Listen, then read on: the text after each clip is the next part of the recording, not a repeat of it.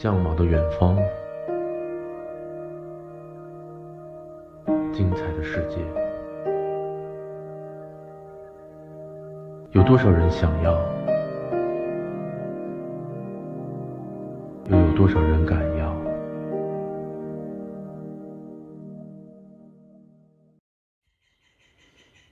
？Okay guys, today I thought I'd have a little bit of fun. We're going to be talking about these jumper cables, and I'm really just amazed by how people don't understand jump starting and what it means and how it works. So we're going to start off with these 8 gauge, I think they're 8 gauge battery cables, which is just to prove a point. As you can see, we have 1359, which is what we're getting from the jump boost.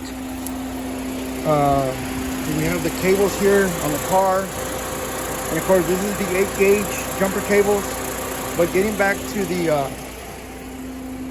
the device over here, see if I can make this happen.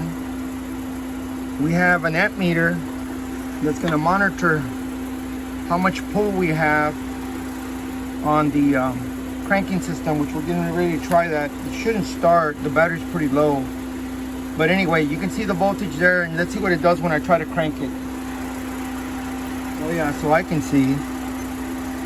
Go ahead and do that.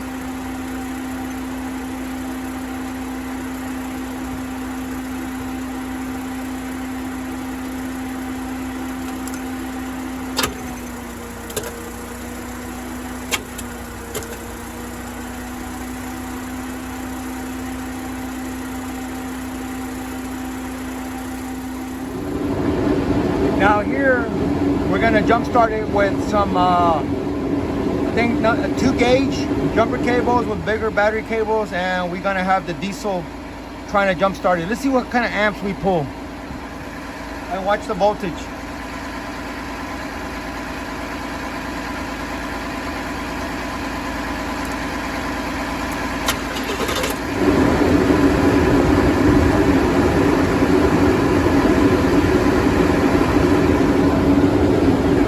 Saw right away it started cranking, and we were able to pull 351 amps through the cables to the starter to get it to go. So what I did, I don't know if you can see it down there, I've got the amp clamp on there on the battery cable measuring the amps. So with the smaller cables, we pulled 2 something, which was not enough to turn the starter, and that's why the battery cables get hot.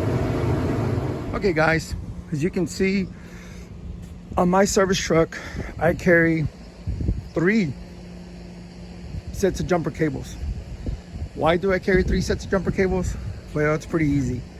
I carry 3 because if there's 3 batteries on the truck I'm trying to jump, I'm going to put a pair of jumper cables on every single battery, and then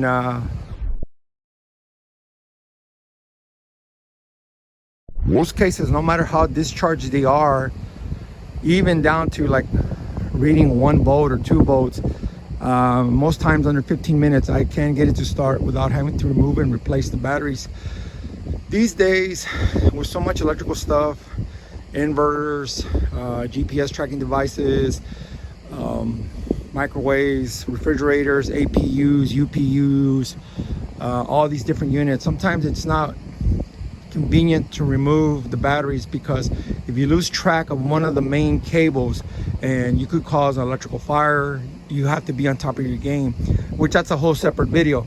If the batteries have to come out, they will come out. Besides, the other thing, or the elephant in the room, is that most trucking companies will not pay for you to replace batteries. On Peterbilt's, some have as many as 4. Kenworths have 4, Freightliners have 4 too, the older ones. But normally 2 is a standard number you see on almost every big diesel truck, but 3 is common. 4, it's you know, a little bit different, but you do run across them.